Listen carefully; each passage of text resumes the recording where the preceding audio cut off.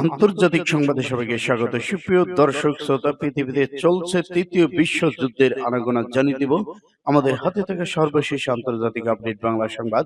শুরুতে থাকছে সংবাদ শিরোনাম, এরপর জানাবো বিস্তারিত। মার্কিন ও ইসরায়েল লক্ষ্যবস্তুতে 4 দফা হামলা ইয়েমেনের। আরো জানিয়ে দিব আমেরিকা জানে যে ইরান বল প্রয়োগের কাছে নতি স্বীকার করবে না। এবার পাকিস্তানের সামরিক স্থাপনায় আত্মঘাতী বোমা হামলা, নিহত 18। ইসরায়েলকে লক্ষ্য করে হামাসের 17 রকেট নিক্ষেপ। যুদ্ধের হুমকি দিয়ে মিসাইল ঘাঁটি পরিদর্শন করলেন কিম জং উন। 4 দিনের সফরে কাতারে পৌঁছেছেন বাংলাদেশের প্রধান উপদেষ্টা। যুক্তরাষ্ট্রের সঙ্গে আলোচনাকে চীন সফরে যাচ্ছেন ইরানের পররাষ্ট্রমন্ত্রী।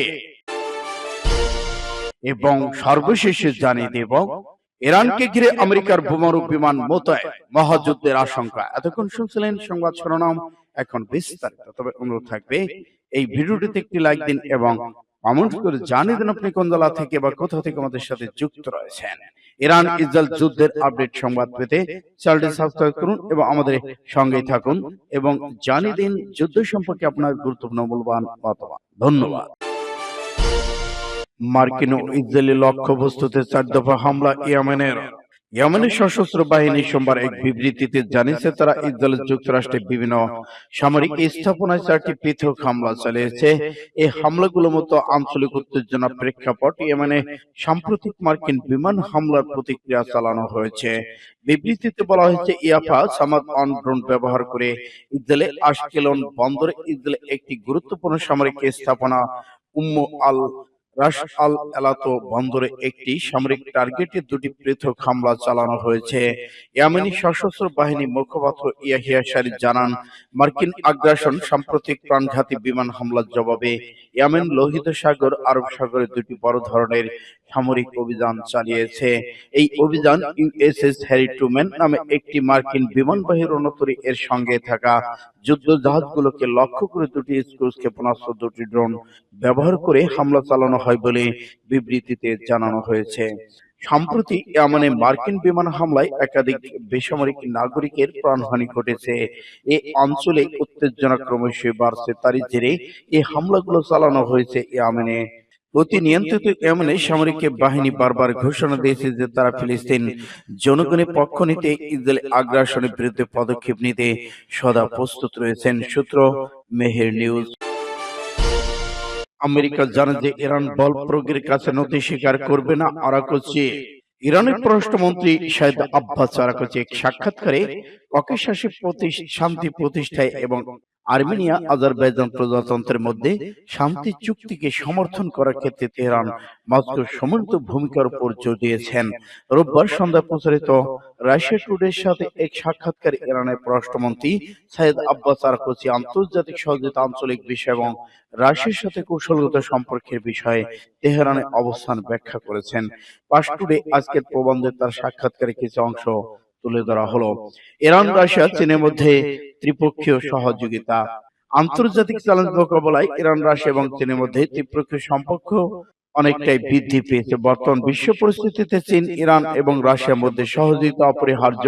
আমরা ইরানের পারমাণবিক ইস্যুতে দ্বিপক্ষীয় আলোচনা শুরু করেছি এবং বেশ কয়েকটি বৈঠক অনুষ্ঠিত হয়েছে। আমরা এই আলোচনা চালিয়ে যেতে এবং অন্যান্য বিষয়ে এসব আলোচনা চালিয়ে যেতে প্রস্তুত রয়েছি। পাকিস্তানের সামরিক স্থাপনায় আত্মঘাতী বোমা হামলা, নিহত 18।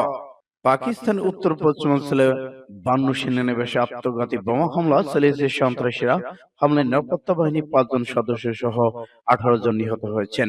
মঙ্গলবার ঘটে যাওয়া এই ঘটনায় আরো 42 জন আহত হয়েছেন বলে সংবাদ সংস্থা প্রকাশ করেছে। বার্তা সংস্থা এপি পাকিস্তান তালেবানের সঙ্গে যুক্ত একটি জঙ্গি গোষ্ঠী বান্নুতে এই হামলা দায় স্বীকার করেছে। নাম প্রকাশ না করার সাথে এক সামরিক কর্মকর্তা বলেছেন, বিস্ফোরণের ধাক্কার কাছে একটি মসজিদের ছাদ ধসে যায়। মুসলিমদের পবিত্র ইবাদতের সময় বিস্ফোরণে কিছু সময় আগে স্থানীয় লোকজন দিনভর ধসে পড়া মসজিদটির একটি ভিড়ে ঠাসা বাজারের ভেতর ছিল। এক বিবৃতিতে পাকিস্তান প্রধানমন্ত্রী শাহবাজ শরীফ এই হামলার নিন্দা জানিয়েছেন। তিনি বলেছেন, পাকিস্তান শত্রুদের শয়তানের আকাঙ্ক্ষার কখনো সফল হতে দেওয়া হবে না। বুধবার দেশটির সেনাবাহিনী মিডিয়া বিভাগের এক বিবৃতিতে জানায়, আত্মঘাতী হামলাকারী দুটি বিস্ফোরিত যান সামরিক ঘাটির প্রাচীর মধ্যে প্রবেশ করেছিল। এই ঘটনায় একটি মসজিদ আবাসিক এলাকা মারাত্মকভাবে ক্ষতিগ্রস্ত হয়েছে বলে বিবৃতিতে প্রকাশ করা হয়েছে। ইসরায়েলকে লক্ষ্য করে হামাসের 17 রকেট নিক্ষেপ। পাঁচ টুডে ফিলিস্তিনি ইসলাম প্রতিরোধ আন্দোলন হামাসের সামরিক শাখা ইজ্জুদ্দিন কাসাম ব্রিগেড ঘোষণা করেছে, তারা ইহুদিবাদী ইসরায়েলে অব্যাহত হত্যা, গণহত্যা, বর্বরতার জবাবে অধিকৃত আশুদোত এবং আশকেলন শহরে রকেট নিক্ষেপ করেছে। ইহুদিবাদী গণমাধ্যম জানিয়েছে, গাজা উপত্যকা থেকে আশুদোদের দিকে 60টি এবং লাসিসু এলাকায় দিকে 10টি রকেট নিক্ষেপ করা হয়েছে বলে বলা হচ্ছে। ক্ষেপণাস্ত্রগুলো নির্ধারিত লক্ষ্যবস্তুতে আঘাত করেছে। এছাড়া ইসরায়েলি সেনাবাহিনী ছাড়াও গাজা থেকে ছোড়া সব রকেট মোকাবেলা করা সম্ভব হয়নি বলে স্বীকার করেছেন। এদিকে গাজার স্বাস্থ্য মন্ত্রণালয়ের তথ্য অনুযায়ী 17 মাসের বেশি সময় ধরে চলা ইসরায়েলি বর্বর হামলায় অন্তত 50,523 জন ফিলিস্তিনি শহীদ হয়েছেন, আহত হয়েছেন 1,14,638 জন এবং গাজার জনসংযোগ কার্যালয় হিসেব শহীদ ব্যক্তিদের সংখ্যা 61,700। তাদের মধ্যে নিখোঁজ ফিলিস্তিনিরাও রয়েছেন। সূত্র পাঁচ টুডে এসে। যুদ্ধের হুমকি দিয়ে মিসাইল ঘাঁটি পরিদর্শন কিম জং উন। চলমান আঞ্চলিক উত্তেজনার মধ্যে ক্ষেপণাস্ত্র ঘাঁটি পরিদর্শন করেছেন উত্তর কোরিয়ার নেতা কিম জং উন। এই সময় যুক্তরাষ্ট্রের পারমাণবিক ক্ষমতাকে উত্তর কোরিয়া আঞ্চলিক নিরাপত্তার জন্য ক্রমবর্ধমান হুমকি বলে উল্লেখ করেছেন তিনি।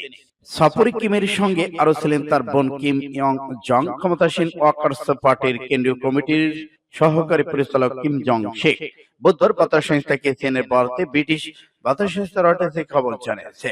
পরিদর্শনকালে কিম জং বলেন, মার্কিন পারমাণবিক সক্ষমতার বিপরীতে পিয়ংইয়ং তার কঠোর অবস্থান বজায় রেখেছে। এ সময় সশস্ত্র বাহিনী আধুনিকীকরণ এবং কৌশলগত ক্ষেপণাস্ত্র তৈরিতে অগ্রাধিকার দেওয়ার উপর জোর দেন তিনি। জাতিসংঘের আন্তর্জাতিক নিষেধাজ্ঞার আওতায় রয়েছে উত্তর কোরিয়া, তবে জাতিসংঘের এই নিষেধাজ্ঞাকে তোয়াক্কা না করে প্রায় ক্ষেপণাস্ত্র পরীক্ষা করে থাকে দেশটি। একই সঙ্গে নিজের পারমাণবিক সক্ষমতা বাড়ানোর প্রচেষ্টা অব্যাহত রেখেছেন।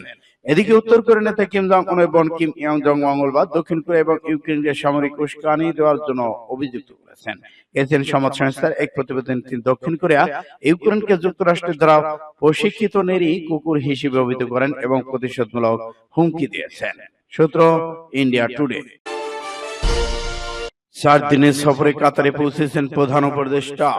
4 দিনের সরকারি সফরে কাতারে পৌঁছেছেন প্রধান উপদেষ্টা অধ্যাপক ডক্টর মোহাম্মদ ইউনূস। সোমবার স্থানীয় সময় রাত 9টা 40 দোহার হামাদম আন্তর্জাতিক বিমানবন্দরে অবতরণ করেছেন তিনি। সামাজিক যোগাযোগ মাধ্যমে প্রধান উপদেষ্টার প্রেস সচিব শফিকুল আলম জানান, বিমানবন্দরে পৌঁছলে অধ্যাপক ইউনূসকে লাল গালিচা সম্বর্ধনা দেওয়া হয়। কাতার সরকারের প্রোটোকল প্রধান রাষ্ট্রদূত ইব্রাহিম ফারুকি তাকে আনুষ্ঠানিকভাবে স্বাগত জানান। এর আগে সোমবার সন্ধ্যায় 7টায় বিমান বাংলাদেশ এয়ারলাইন্স একটি ফ্লাইটে তিনি হযরত শাহজালাল আন্তর্জাতিক বিমানবন্দর থেকে কাতারের উদ্দেশ্যে রওনা হন। প্রধান উপদেষ্টা কাতার আর্থনা সামিট 2025 অংশগ্রহণ করবেন। দেশটির আমির Sheikh Tamim bin Hamad Al থানির আমন্ত্রণে অধ্যাপক মোহাম্মদ ইউনূসের সফরে যাচ্ছেন বলে প্রেস উইং থেকে জানা গেছে। সামিটে অংশ নেওয়ার পাশাপাশি কাতারের আমিরের সঙ্গে প্রধান উপদেষ্টা বৈঠক করার সম্ভাবনা রয়েছে। আমাদের উত্তরাধিকার গড়ে তোলা, স্থায়িত্ব উদ্বোধন এবং ঐতিহ্যবাহী জ্ঞান প্রতিপাদ্য দ্বিতীয়বারের মধ্যে সেখানে অনুষ্ঠিত হচ্ছে আর্থনা সামিট।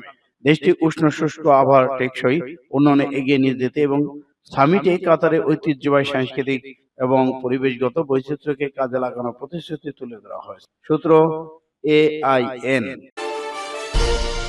যুক্তরাষ্ট্রের সঙ্গে আলোচনা আগে চীন সফরে যাচ্ছে ইরানের পররাষ্ট্রমন্ত্রী। যুক্তরাষ্ট্রের সঙ্গে তৃতীয় দফা পারমাণবিক আলোচনার আগে ইরানের পররাষ্ট্রমন্ত্রী আব্বাস আরাগচি চীন সফর করবেন।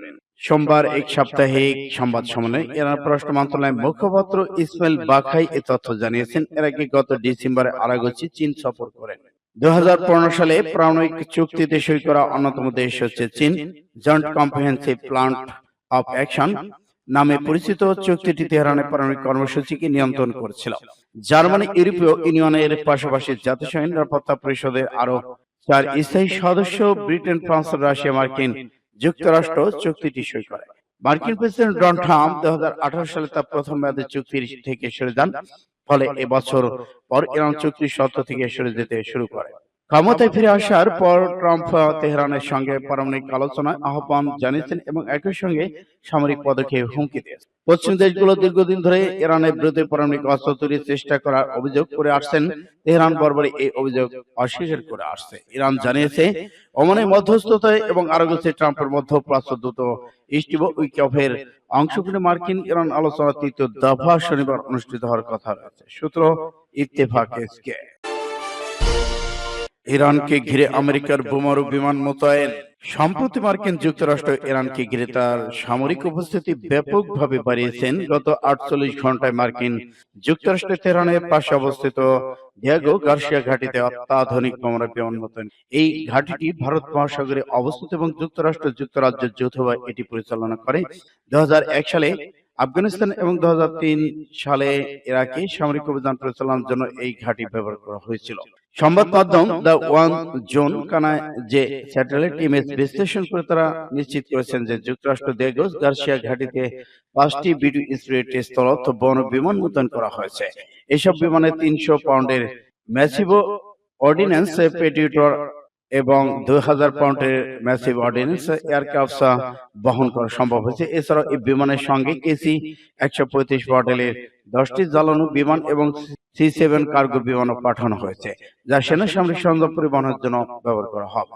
মার্কিন যুক্তরাষ্ট্রের এই সামরিক উপস্থিতি বৃদ্ধির কয়েক ঘন্টা আগে ইরান নতুন করে একটি ভূগর্ভস্থ মিসাইল ভান্ডার উদ্বোধন করেছেন। এই ভান্ডার রয়েছে শক্তিশালী দূরপাল্লা ব্যালিস্টিক মিসাইল, যা ইরানের সামরিক শক্তির একটি বড় উদাহরণ। এর আগে মার্কিন প্রেসিডেন্ট ডোনাল্ড ট্রাম্প ইরানের সর্বোচ্চ নেতা আয়াতুল্লাহ আলী খামেনিকে চিঠি পাঠিয়েছিলেন। সেখানে ইরানকেই পরমাণু কর্মসূচি নিয়ে সমাধানের জন্য 2 মাসের আলটিমেটাম দিয়েছিলেন এবং আলোচনায় বসার আহ্বান জানিয়েছেন। ট্রাম্প আরো হুমকি দিয়েছেন যে যদি ইরান আলোচনায় বসতে রাজি না হয় তাহলে তেহরানের বিরুদ্ধে সামরিক ব্যবস্থা গ্রহণ করা হবে। তবে ইরান যুক্তরাষ্ট্র এই হুমকি পাত্তা না দিয়ে জানিয়েছে যে ট্রাম্পের সর্বোচ্চ চাপ প্রয়োগের নীতি বজায় থাকলে তার পরমাণু ইস্যুতে সরাসরি আলোচনা করবে না।